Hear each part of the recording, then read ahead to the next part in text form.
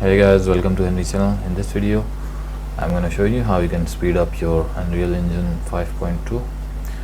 So if you have a low-end GPU or your whole system is a slow one and Unreal Engine is not working as you want, so I'm going to show you how you can fix this.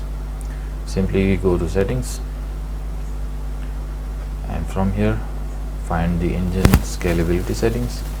As you can see, mine is right now set on cinematic, so if you set it on epic you can see a huge frame rate improvement. As you can see, it looks faster now. If you want more, you can simply choose medium or low settings, and guys, you can see now it's running on almost 60-70 fps. So that's how you can speed up your Unreal Engine 5.2.